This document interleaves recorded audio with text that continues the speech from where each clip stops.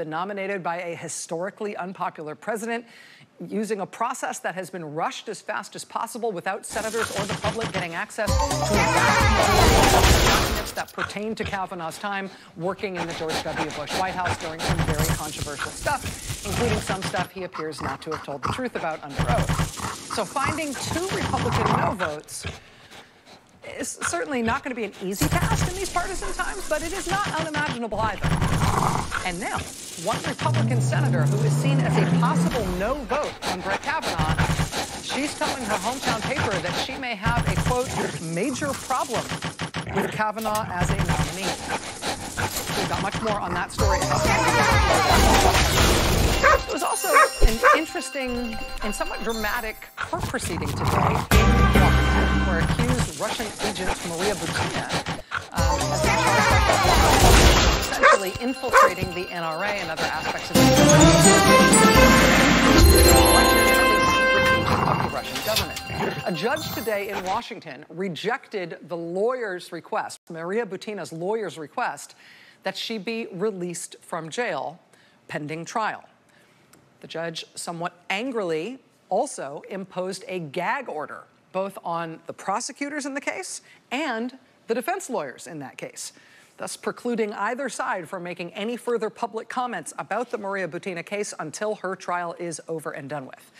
Just as we are getting on the air tonight, we just got in the transcript of the court hearing today in the Maria Butina case. You will want to hear the judge's angry tirade about the lip-syncing video that she was forced to watch in chambers for no reason. It's really good. We've got that coming up just a little bit later on. So there's a whole bunch of stuff going on all at once. There's a lot to keep an eye on in the news tonight and over the next few days. It does seem like it's going to be a busy and important news week this week. But it does seem clear from watching the president's Twitter feed, if nothing else, that at the White House right now, they basically consider tonight to be Woodward Eve. Some excerpts and descriptions from Bob Woodward's new book leaked out in advance last week, but tomorrow is actually the publication date for this new book from Bob Woodward, Fear, Trump in the White House. Having read most of the book now myself and watching Mr. Woodward start to do his advanced publicity before the publication date tomorrow, it is clear, at least to me, I think it's clear, that the title of the book, right, the book is called Fear. The title of the book, I think, is a little bit of a double entendre. Maybe a double-edged sword is the better metaphor. It has a double meaning. Clearly, fear is the word that Woodward thinks best describes the atmosphere inside the White House, both in terms of irrational paranoia, but also in terms of rational fear of what might be exposed or what might result from the special counsel's investigation led by Robert Mueller. So fear, on the one hand, is about the feeling of fear inside the White House. But I think it's also fair to say that fear is also what Bob Woodward is suggesting we should all have about this person holding this office and how dangerous that could be both for us as a country and for the world. I say that I think that is a fair interpretation of Woodward's book, not only because I'm reading that in terms of the way he tells this story, but also now that he's talking about his book in advance of the publication tomorrow, that's pretty much what he's telling all his interviewers. He's basically saying, hey, listen, the main point here is I'm telling you, you should be afraid. You look at the operation of this White House, and you have to say, let's hope to God we don't have a crisis. Fear, Trump in the White House, is Woodward's 19th book. And he says reporting it took him deeper inside a working White House than he's ever been before. This one was in the belly of the beast. And what did you conclude about the beast? That people better wake up to what's going on. Well, I've never seen an instance when the president is so detached from the reality of what's going on. People who work for him are worried that he will sign things or give orders that threaten the national security or the financial security of the country or the world. What I want to do is focus on, here's the problem. This has not been treated seriously enough, and some of the things Trump did and does jeopardize the real national security. So Bob Woodward has started promoting this book ahead of its publication date tomorrow. He is being very clear that what he is trying to do with this book, and he titled it Fear, is to try to wake up the American people to what he sees as a serious danger that he is reporting about the president. I said that I've read most of the book. I did not do that because I enjoy being scared in that way. I did that because I've got Bob Woodward here tomorrow. On the day the book is actually published, he's going to be my guest here live in studio tomorrow night.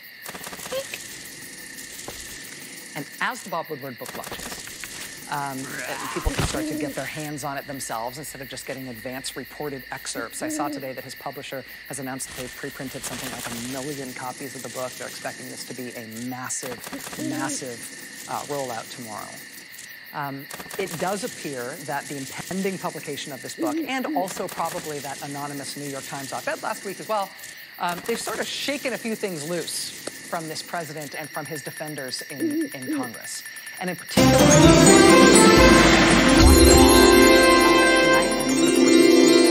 that specifically relate to this existentially challenging investigation that has this president and this White House so worried. First thing to watch for has to do with this handsome fellow. You will recognize him from recent news coverage because this past Friday he was sentenced to prison. He has not yet reported to start his sentence. I don't actually know when he's doing that, but in the meantime, after his sentencing, before actually going to prison, he's been doing something close to a media blitz. And most of it, honestly, I think, is him trying to make sure he's known for something other than just being the first member of the Trump campaign to go to prison for lying about colluding with the Russians to help Trump win the election. He's trying to give you other things to think when you hear the name George Papadopoulos, other than just that one blunt historic fact. But as we noted here on the show on Friday night, when we got the first excerpts from the first interview with him that was published after his sentencing, an interview with the New York Times, this Trump campaign advisor, George Papadopoulos, is now sort of contesting what was previously an uncontroverted story about how he fits into the whole Russia scandal.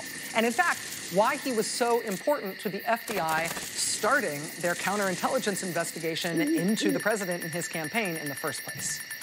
And you know this part of the story, right? It was first reported in the New York Times nearly 9 months ago. George Papadopoulos, spring of 2016, May of 2016, after he'd been named a foreign policy advisor to the Trump campaign, he was in London. He reportedly had a meeting over drinks with an Australian diplomat at a London wine bar.